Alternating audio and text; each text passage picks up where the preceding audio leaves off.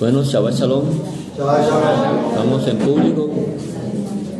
Ya comenzamos los hermanos a conectarnos. Bien. Otra nueva parashat para el día de hoy. Ya venimos, aquí comenzamos hoy el tercer libro de los 5 libros que escribió Moisés, a lo cual llamamos nosotros la Torá. Porque la palabra Torá significa instrucción. Eso es lo que es la palabra Torá. Otros calificativos que se le ha dado es el de la ley, por lo que tiene unos reglamentos y unos requisitos que nos van a orientar a que todas nuestras obras sigan por una dirección adecuada. Bueno, creo que los hermanos, ya llegó la transmisión. Bueno, pues entonces, bueno, gracias a Dios, las comunicaciones viajan a la velocidad de la luz, así que la luz del sol dura 8 minutos en llegar aquí. Entonces la comunicación es más rápida. Bueno, ahí está. La luz de la eternidad llega al corazón. Ya están avisando, entonces sí. Bueno, la parashá se llama Vayikra. Vayikra es el nombre hebreo que recibe este libro, el tercer libro de la Torá escrita por Moisés. Aquí en el español la traducen como el libro de Levítico, en base a los levitas, pues esto está anunciando un ministerio. Nosotros veníamos hablando de los encargos del Señor y de aquellas cosas por las cuales debemos sentirnos agradecidos delante de Dios, porque Él nos ha permitido que formemos parte de su pueblo para un fin, para que todos llevemos una finalidad, que es alcanzar a todas las naciones con su palabra. El Señor no necesita de nosotros para que esto sea posible, pues todo el firmamento y la creación fue fundamentada en base a la palabra. Entonces la palabra es el fundamento de toda la creación. Sin embargo, nos hizo formar parte y nos ha llamado y nos ha encargado este ministerio. Entonces, este libro comienza con unas leyes. Por eso muchas personas ven en el libro de Levítico el libro de la ley, según el calificativo que muchos le dan, le dicen el libro de la ley. Pero realmente este es el libro de la gracia, el libro que nos permite a nosotros ver cómo el Señor nos permitió solucionar ese problema grave e imposible que podía existir para nosotros desde la caída del pecado. Eso solamente podía hacerse a través de un gran milagro y de alguien que tuviera ese poder. Entonces todo eso lo va a explicar el Señor a través de este ministerio, que en ese momento los levitas, que eran los sacerdotes escogidos, y principalmente los hijos de Aarón, tenían el encargo o la misión de darlos a conocer y de enseñarlo al pueblo. Ellos eran los maestros en este sistema. Venimos hablando entonces ya de la construcción del tabernáculo. Todo el libro de Éxodo pues casi se ocupó de mirar cómo Dios formó ese tabernáculo y todos los requerimientos y detalles, los utensilios que iban a formar parte de esto. Y luego entramos nosotros, que somos los que vamos a darle la utilidad a todo esto. Este libro podemos ver que se compone de algunos temas como los holocaustos o las ofrendas quemadas, las ofrendas que eran llevadas al altar para ser quemadas. también está hablando de las ofrendas para los diferentes tipos de situaciones en que una persona incurriera en transgresiones. Nosotros no sabíamos que era una transgresión. Hasta este momento Dios comienza entonces a tratar esto ya directamente, y podemos nosotros tener esa observación. Los diferentes animales que se van a usar aquí también en este ministerio del perdón, por llamarlo así, eran animales que tenían que ser limpios, y también animales que no tuvieran tacha, mancha, que cumplieran todas las especificaciones para esta tarea. Aquí nos habla de algunas formas que iban a ser utilizadas cuando se ofreciera animales y cuando se ofreciera minjá, que es ofrenda vegetal. La forma como iba a ser también tratada. Esta minjá podía ser cocida en horno, podía ser en sartén, y también podía ser en olla o en cazuela. Podían llevar aceite y harina, pero nunca podía llevar levadura. Eso lo prohibió el Señor. Estas ofrendas no podían llevar levadura. Los diferentes tipos de pecado de los que podía incurrir una persona, como son el yerro individual. Una persona podía fallar, por lo menos Levítico 4:2, aquí dice, habla a los hijos de Israel y diles cuando alguna persona pecare por yerro en alguno de los mandamientos. ¿Cierto? Cuando una persona pecare individualmente, tenía una forma de tratar este pecado. Y también cuando esto fuera una persona como el sacerdote, lo dice más abajito en el versículo 3: si el sacerdote ungido pecare según el pecado del pueblo, ofrecerá a Hashem por su pecado, que habrá cometido, un becerro sin defecto para expiación. También cuando el pueblo en general pecare, un pecado general, tuviera que estar involucrado todo el pueblo, como en Levítico 4:13. Si toda la congregación de Israel hubiera errado y el yerro estuviera oculto a los ojos del pueblo, y hubieran hecho algo contra alguno de los mandamientos del Señor en cosas que no se han de hacer y fueren culpables, contra testigo indiferente, como en Levítico 5:1.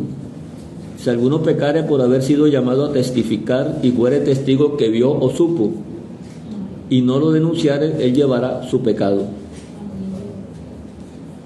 El contacto con lo inmundo, en Levítico 5:2 dice: asimismo la persona que hubiere tocado cualquier cosa inmunda, sea cadáver o bestia inmunda, o cadáver de animal inmundo, o cadáver de reptil inmundo, bien que no lo supiere, será inmundo y habrá delinquido. Todo esto estaba mostrando lo que era el pecado. También el juramento a la ligera, Levítico 5:4. Si alguno jurara a la ligera con sus labios hacer mal o hacer bien, en cualquier cosa que el hombre profiere con juramento, y él no lo entendiera y después lo entiende, será culpable por cualquiera de estas cosas. Entonces nos damos cuenta cómo la Escritura encierra todo bajo pecado, todas las cosas que iban a ir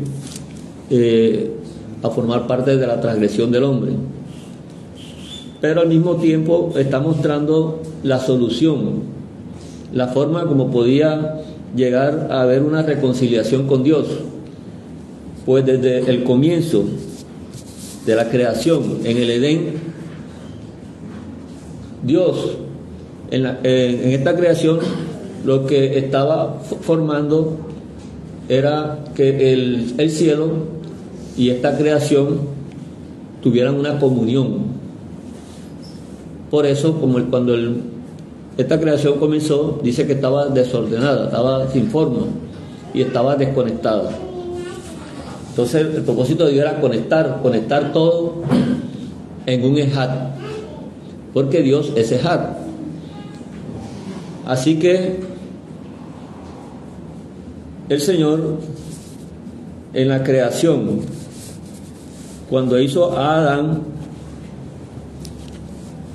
lo hizo como parte integrante de un todo, no de algo aparte, sino de un todo.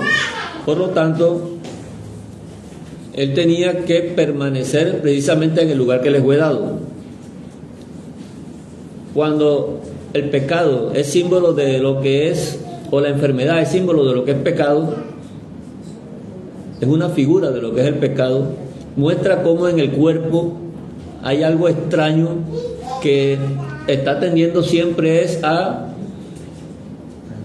que no esté completo el cuerpo, y tienda siempre a la destrucción o siempre a lo contrario para lo cual fue hecho o puede funcionar. La función que tiene el cuerpo se ve entonces interrumpida precisamente por algo extraño que está en el cuerpo. Todo esto nos lleva a mostrar que en esa creación,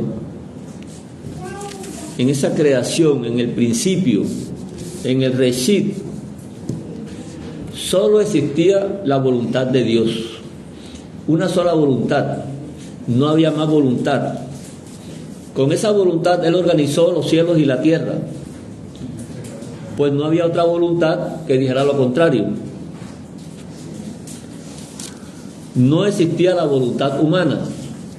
Adán no tenía voluntad para decir qué le tocaba hacer o en qué podía ayudar. No existía ese tipo de voluntad. Y la voluntad de Dios, como vemos cuando leemos el Génesis capítulo 1, está basada en lo que es lo bueno y lo santo. Todo lo que Dios creó es bueno, en gran manera. Y cuando llegó al día séptimo dijo que lo bendijo y lo santificó. Entonces, ¿de dónde sale la otra voluntad que aparece ahí luego cuando se dice que el hombre tiene una voluntad? Si en el Reshit no aparece eso, no aparece la voluntad del hombre, porque el hombre no fue creado con voluntad en el sentido de que él no podía aportar nada a la creación, pues él ni siquiera existía. Entonces ahí existía otra voluntad alrededor, porque acordémonos que Dios este universo lo crea es precisamente de algo que está desorganizado, lo cual no es fundamento de Dios. Dios no vive ni habita en lo desorganizado. Él vino a organizar. Y eso es lo que nos dice la Escritura, que ahí había un árbol que estaba en otra voluntad, es una voluntad diferente a la de Dios. Ese árbol que estaba ahí, el cual Dios prohibió por lo mismo, porque no formaba parte de su naturaleza, fue aprovechado entonces por la serpiente. Lo que quiere decir que la serpiente, mediante el engaño, indujo a otra voluntad a Adán y a Eva. Primero a Eva y después a Adán. Luego ellos vienen a heredar una voluntad que no es de ellos, es una voluntad ajena. Cuando se habla de la voluntad del hombre, del corazón pesado del hombre, se está hablando de algo adquirido, algo que no es propio de la creación, porque Dios no hizo eso. Ellos adquirieron y tuvieron una herencia, heredaron una voluntad extraña, y Dios siempre nos previene de que no en su tabernáculo no entrara nada extraño. Por eso dejó lo que es la vigilancia. Tenemos que vigilar que todas las cosas siempre mantengan el orden de Dios, y eso es lo que nosotros le hemos llamado los mandamientos de Dios, ¿cierto? El hombre está hecho para recibir, él no fue construido para dar. Todas las cosas que están aquí en la creación fueron recibidas, fueron dadas por Dios. Entonces él no podía dar nada. Esa era la condición con que fue el hombre hecho en esta tierra. Esa voluntad extraña entonces le hizo perder esa orientación con la cual Dios había fundamentado la creación. Esa es la palabra de Dios, la que ellos se extraviaron de esa voluntad. Entonces ahora no tenían la voluntad de Dios y tampoco la de ellos, porque tenían era una voluntad ajena que le había sido inoculada como el veneno. Lo que quiere decir que en este momento Adán está poniendo dos voluntades, y eso equivale a que tiene dos señores. En ese momento está viendo él dos señores. Está poniendo entonces una voluntad al lado de la otra. Ese es uno de los problemas, como podemos ir resumiendo, detallando algo que estamos viendo ahí. Ahí se introduce entonces una voluntad. Por lo tanto, llegamos a esa conclusión de que el libre albedrío no existe, porque el hombre no fue creado con libre albedrío. Él simplemente tenía que estar en esta creación y esperar al perfeccionamiento. Dios lo iba a perfeccionar. Ese perfeccionamiento nunca lo llevó a él a obtener, porque se extravió del camino con el que tenía que esperar. Y esa voluntad entonces puso esa separación entre Dios y los hombres, y el hombre quedó destituido de la gloria de Dios. Desde ese momento, desde esa separación, entonces cuando Dios comienza a mostrar este plan que estamos viendo en Levítico, cómo el Señor entonces viene y quiere acercar al hombre a Él, lo quiere acercar. Esa es la palabra que se usa aquí como el corbán, y que nosotros también le llamamos la ofrenda. Ofrenda viene de la palabra corbán. Corbán viene de acercamiento.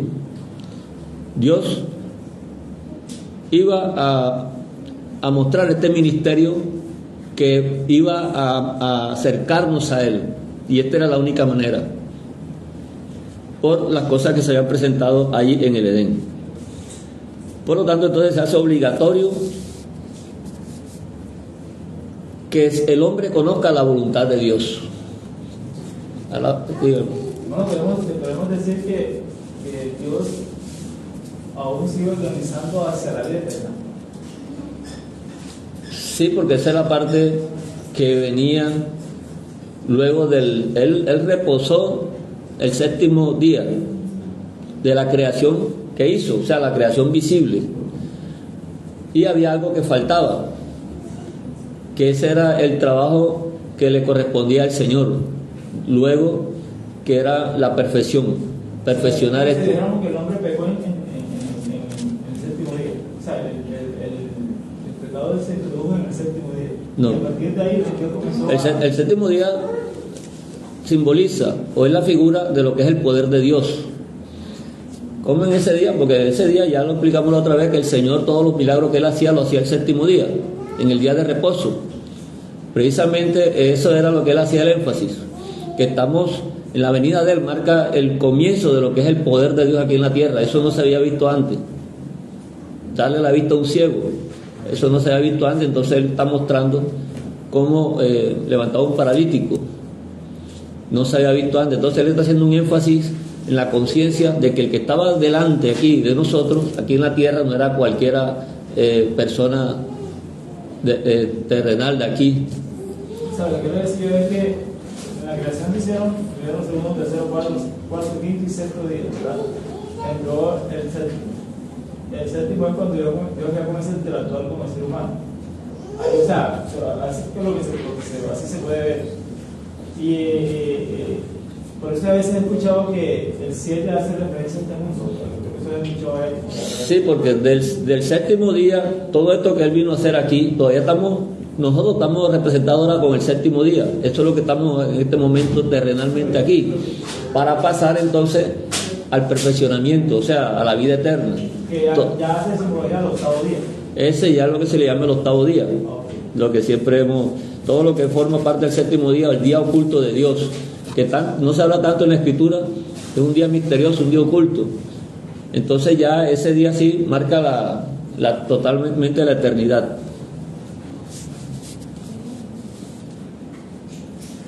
Bien, entonces aquí en este mundo estamos viendo el poder de Dios y todavía no estamos transformados ni estamos resucitados, y lo estamos viendo cómo Dios actúa en los corazones de piedra, cómo lo ha transformado, y nosotros somos testigos de eso, ¿cierto? Entonces vemos lo que Dios puede hacer en esta tierra, ahora cuanto más allá en el mundo venidero. Con todo esto, entonces se hace obligatorio, se hace una necesidad encontrar lo que se haya perdido, que es la voluntad de Dios.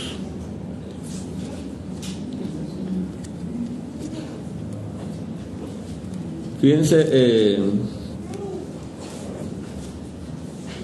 que la oración que está en Mateo 6:10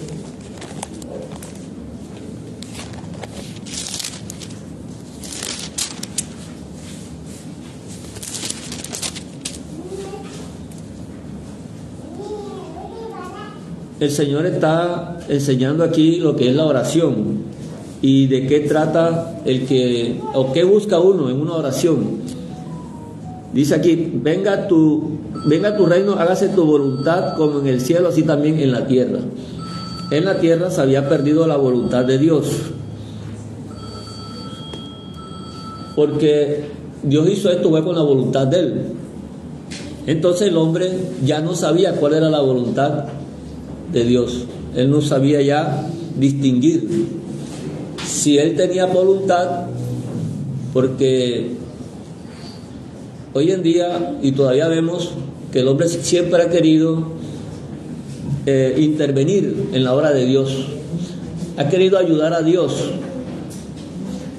A veces le parece que las ideas que dice el Señor le falta algo, y vemos grandes líderes inventando cosas para alcanzar a más personas en el Evangelio, por ejemplo. Así que muchos le pueden inventar unos conciertos, por ejemplo, unos conciertos espirituales o cristianos para llamar a la juventud. Entonces ellos quieren intervenir en la obra de Dios, metiendo cosas que pertenecen totalmente al mundo.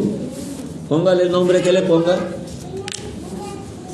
para ayudar a Dios.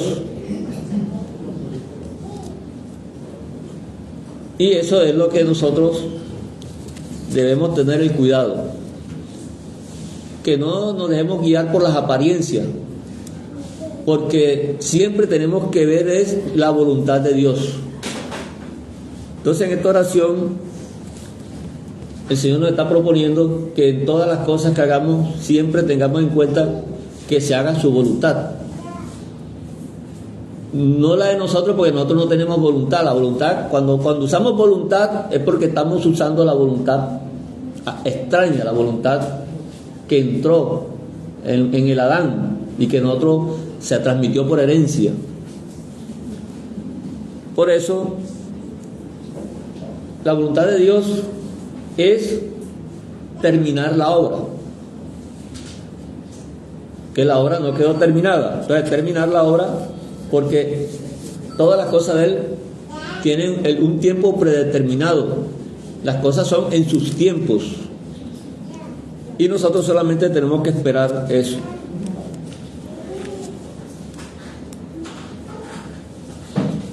Romanos 12:2.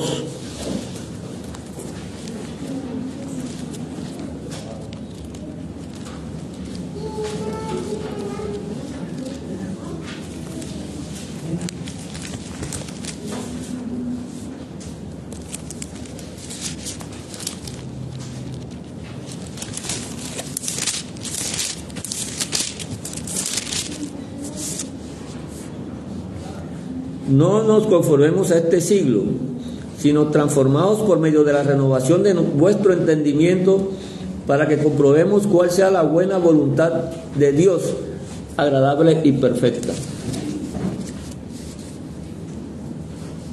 Esa es la voluntad de Dios, que sea agradable y perfecta, que es lo que Él siempre nos está recordando.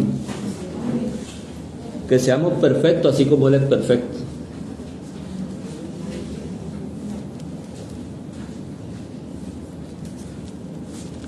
Entonces el Señor,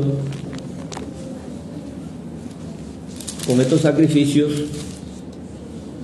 está mostrando ahí la cantidad de errores que se puede presentar a nivel humano.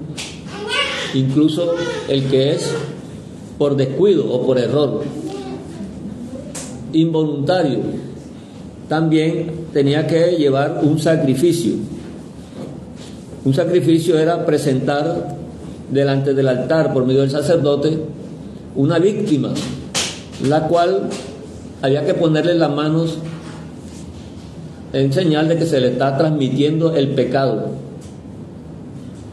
El pecado del pecador se le va a transmitir a la víctima, y esa víctima era entonces degollada para que pagara ese precio, y ella moría, ocupando entonces el puesto del pecador, y así el pecador obtenía justicia.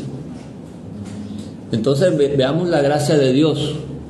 Dios permitía entonces que una víctima pudiera pagar el precio que debía un pecador.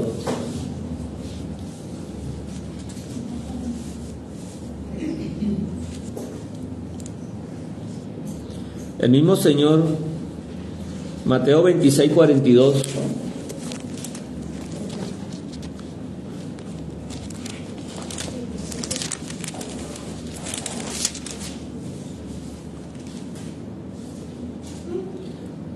muestran al Señor orando en Getsemaní. Dice, otra vez fue y oró por segunda vez, diciendo, Padre mío, si no puede pasar de mí esta copa sin que yo la beba, hágase tu voluntad.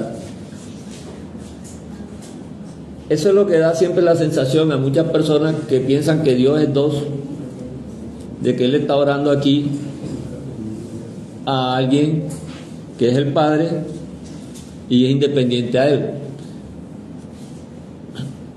Y lo que estamos viendo es que solamente hay una sola voluntad, porque la creación no ha sido hecha con dos voluntades, sino con una sola voluntad, el que hizo todas las cosas.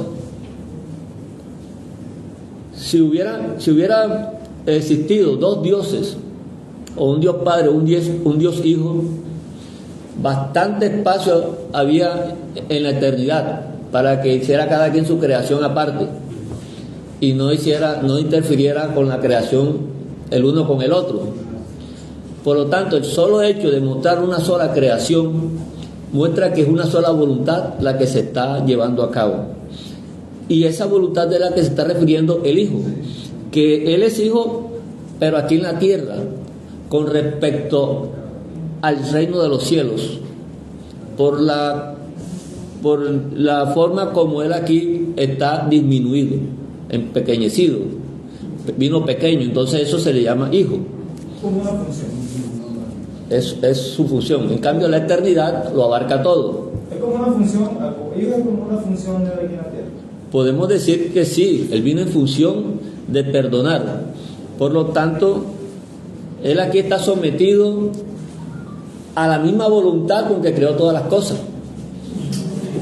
Y Él ahí está mostrando por la oración, que es el medio de conexión, incluso que nos dejó a nosotros para estar con el reino de los cielos conectados.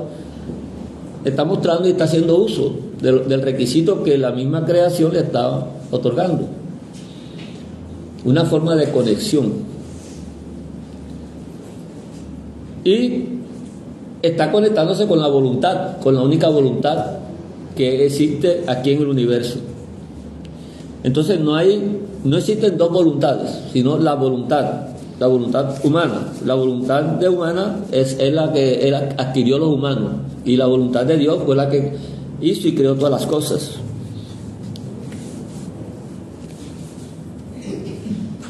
Entonces Dios nunca, o Jesús aquí en la tierra nunca estuvo desconectado del reino de los cielos como lo tuvimos nosotros. O sea que Él no vino aquí destituido de la gloria de Dios, como lo estábamos nosotros los seres humanos. ¿Ya? Él siempre estuvo en comunión con lo de Él. Por eso siempre el énfasis es que Dios es Ejad. El Adán dejó de ser Ejad, porque nosotros tenemos que llegar a ser Ejad con Dios, que eso es lo que simboliza las bodas del Cordero, para que seamos un Ejad. Nosotros dejamos de ser Ejad desde el momento en que entonces fuimos seducidos, el ser humano, por la otra voluntad. Entonces esa voluntad debe desaparecer para que solamente quede la única que es la que creó todas las cosas.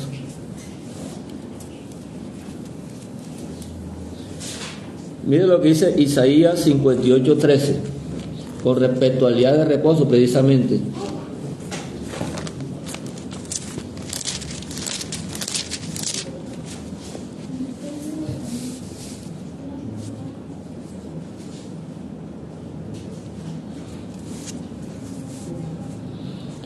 Isaías 58:13. Si retrajeres del día de reposo tu pie de hacer tu voluntad. ¿Cuál es la voluntad de Él? ¿El libre albedrío? No existe. No tiene voluntad. Esta es una voluntad prestada, una voluntad ajena que Él adquirió como herencia. Porque ¿qué voluntad va a tener el hombre si Él no necesita poner nada para que esta creación sí continúe? Con Dios, su creación, hasta que la perfeccione. No necesita tener ninguna voluntad para eso, porque estamos hablando de la creación. Entonces el Señor le dice: si retrajeres del día de reposo tu pie de hacer tu voluntad en mi día santo, y lo llamares delicia, santo, glorioso de Hashem, y lo venerares, no andando en tus propios caminos, ni buscando tu voluntad, ni hablando tus propias palabras. El Señor lo que le está diciendo es: quédate quieto, no intervengas, no metas tu mano en lo mío. Eso es lo que está diciendo el Señor: no metas tu mano en lo mío, porque entonces te deleitarás en Hashem, y yo te haré subir sobre las alturas de la tierra, y te dará a comer la heredad de Jacob tu padre, porque la boca del Señor lo ha hablado. El Señor es el que lo va a subir a las alturas. No puede hacer nada para que el Señor lo suba a las alturas. Simplemente el Señor lo sube porque es su voluntad, y la voluntad del Señor es agradable y perfecta, como dice Romanos 12:2, ¿verdad? La buena voluntad de Dios, que es agradable y perfecta. Entonces, con respecto a este día, que es el día de reposo, el día que nosotros nos reunimos como una observancia para aprender y para estar en comunión con el mundo venidero. Entonces, aquí aprendemos que el Señor dijo que en este día no harás nada, ni tú, ni tu hijo, ni tu siervo, ni tu criado, ni tu asno. No hagas nada, no toques lo mío, no metas la mano en esto. Eso es lo que el Señor nos quiere dar el énfasis en esto.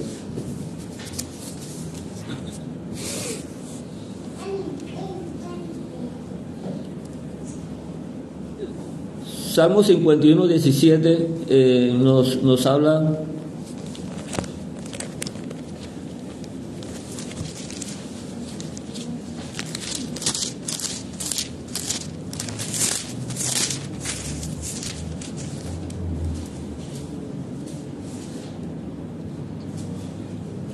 los sacrificios de Dios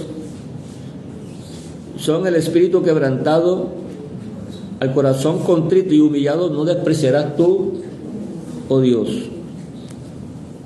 Un espíritu quebrantado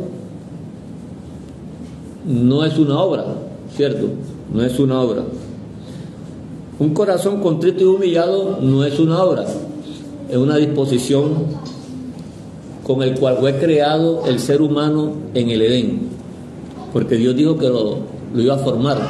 Por lo tanto, el Señor puso estas cualidades en su creación con el fin de formarlo, de irlo perfeccionando.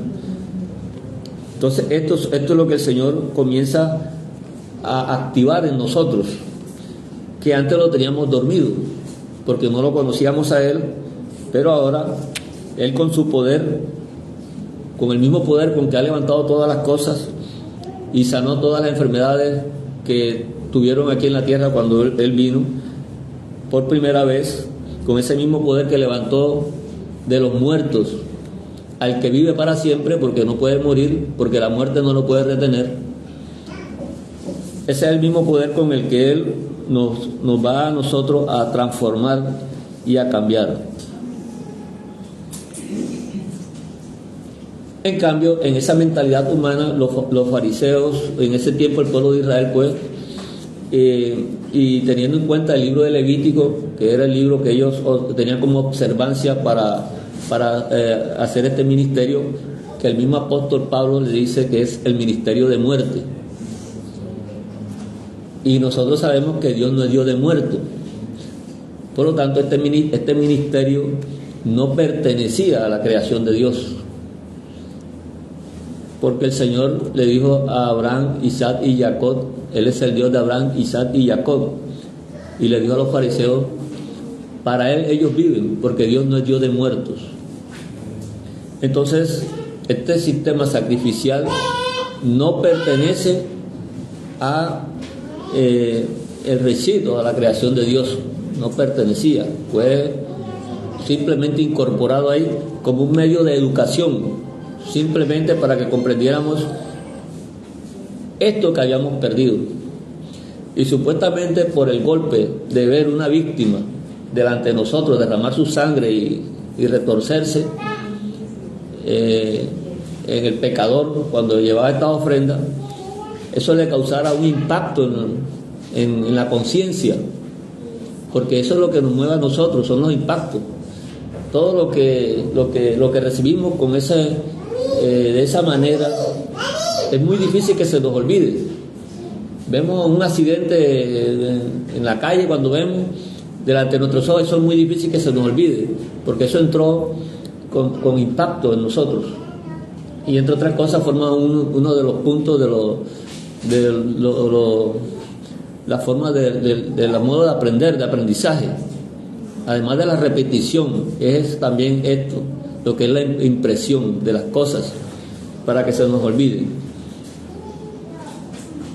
Y el pueblo de Israel entonces comenzó a desarrollar este ministerio en base a los mandamientos que le fueron dados aquí, a las normas, y ellos en su conciencia, que debió ser transformada, lo que vieron fue una solución para ellos resolver rápidamente ese tipo de situaciones del pecado. Por lo tanto, el Señor entonces le dice, por lo menos Isaías 1:11, los profetas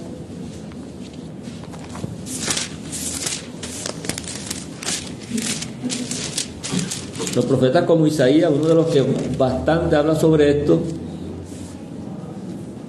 es enviado al pueblo con el fin de despertarlo, porque el pueblo hasta estas alturas estaba dormido.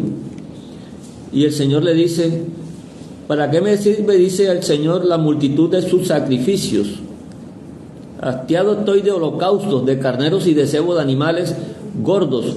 No quiero sangre de bueyes, ni de ovejas, ni de machos cabríos. ¿Quién demanda esto de vuestras manos cuando venís a presentaros delante de mí para hollar mis atrios? No me traigan más vana ofrenda, el incienso me es abominación, luna nueva y días de reposo, el convocar asambleas no lo puedo sufrir, son iniquidad vuestras fiestas solemnes. ¿Por qué? Porque la función de este ministerio, que era activar o despertar la conciencia del corazón contrito y humillado, del espíritu quebrantado, no estaba haciendo esa función, y eran unos sacrificios vanos, porque no eran los sacrificios los que resolvían este problema, sino que era la transformación del entendimiento, el volver a la voluntad de Dios, que es santa y perfecta, la voluntad de Dios. Y los profetas entonces dedicaron su vida, llamados por Dios, como Dios da en los encargos, y todos podemos ser llamados a encargos. Lo importante es reconocer para qué hemos sido puestos nosotros en un lugar en este mundo, porque siempre pensamos en la iglesia. Muchos creyentes son médicos, entonces en su medicina ellos hacen la mejor labor, porque no la hacen para ellos, sino como para Dios. Lo mismo el trabajador en cualquiera de las áreas, el policía, no mira lo suyo propio, sino la voluntad de Dios, esa que perdimos allá en el Edén, cuando nuestros sentidos fueron distorsionados, porque hablamos de nosotros porque traemos la herencia de nuestros padres que estuvieron allá, que fue Adán y Eva. Entonces nosotros hemos sufrido todo esto, consecuencias. Dice Hebreos 10:5.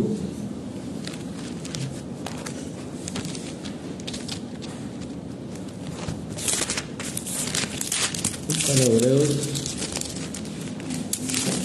el libro de la fidelidad. Entonces dice el Espíritu de Dios, el Espíritu de nuestro Adonai,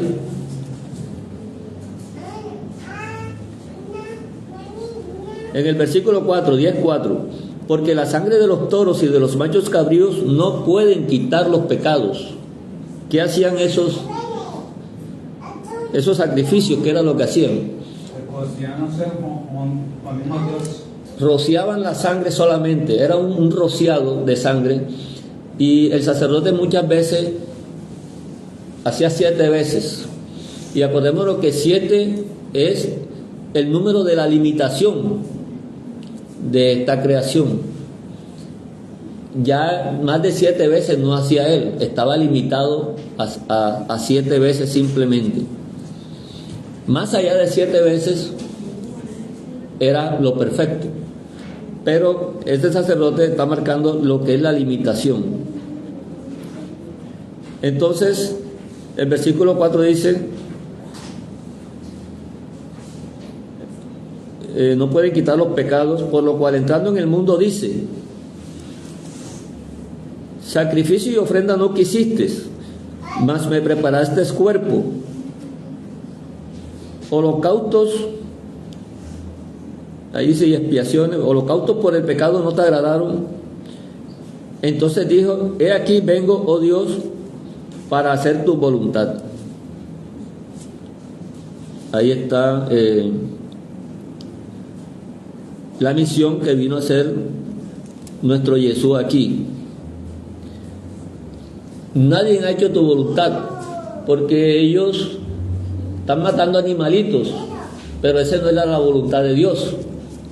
O sea que eso el pobre animalito pagara los precios de otro, que hubiera muerte.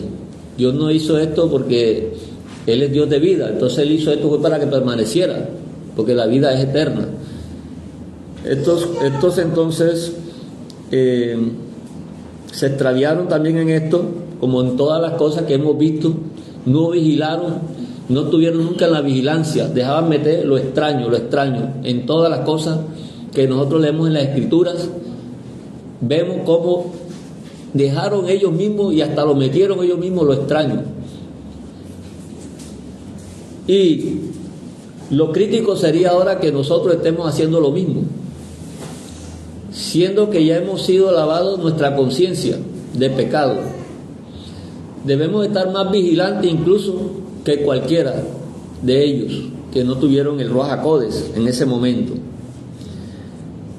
Entonces vino alguien para hacer la voluntad, porque nadie había hecho la voluntad se perdió, nadie la conocía, tan perdido, le mandan señales, le mandan instrucciones, le llaman la atención, vienen los profetas, recuerdan, amonestan, y lo que hacen es que los matan a los profetas. Y esa voluntad extraña prevalecía más que la voluntad de lo real, de lo verdadero, de la verdad de Dios, y lo que quedó fue la mentira. Y este mundo entonces ha vivido es en la mentira. Pero como Dios formó toda la creación con el fundamento de su palabra, eso va a continuar así el hombre se haya opuesto y le haya dado más prevalencia a la mentira. La mentira es la negación de las cosas de Dios, es llevarle la contraria al camino con el que Dios está edificando todas las cosas.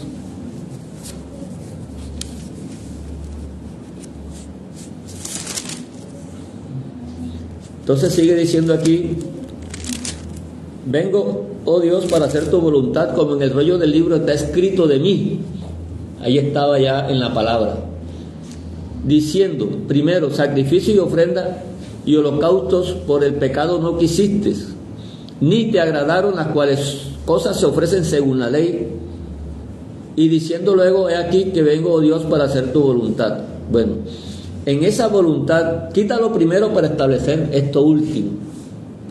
¿Qué es lo primero y qué es lo último? Quita lo primero, es esos sacrificios que estaban haciendo ahí, porque ese sacrificio no era conforme a la voluntad de Dios. Ahora establece esto que vino, que es el Mesías, el sacrificio con que viene el Mesías, donde dice el versículo 10: en esa voluntad somos santificados mediante el corbán, el acercamiento del cuerpo de el Mesías, que es hecho una vez para siempre. Esta voluntad entonces no titubea, no es una voluntad que permaneció y permanece y permanecerá. No tiene variaciones. Es la voluntad con que Dios hizo toda la creación, una voluntad sin variaciones. Esta era la voluntad de Dios, que tenía que permanecer. Y la que nosotros hoy en día, lógicamente que ya entendemos. Versículo 12: pero el Mesías, habiendo ofrecido una vez para siempre un solo sacrificio por los pecados, se ha sentado a la diestra de Dios, de ahí en adelante esperando hasta que sus enemigos sean puestos por estrado de sus pies. Porque con una sola ofrenda hizo perfecto para siempre a los santificados. Ahora ya no somos solamente santificados, sino que hemos sido perfeccionados. Ese es el nuevo trabajo del Señor, porque por eso Él dice que si Josué, o Yehoshua se llamaba él, nos hubiera dado el reposo, hablando del reposo de entrar a la tierra eterna, que tiene equivalencia con lo que ellos entendían como el día de reposo, no estuviera hablando de este otro día, ¿Cuál es el día? El Mesías. Entonces ahora él está hablando del reposo de la perfección, porque aquel reposo incluso fue también transgredido, fue violado. Toda la ley que Dios le suministró a ellos como orientación fue profanada, y el día de reposo fue profanado. Entonces este es el único reposo que no iba a tener profanación.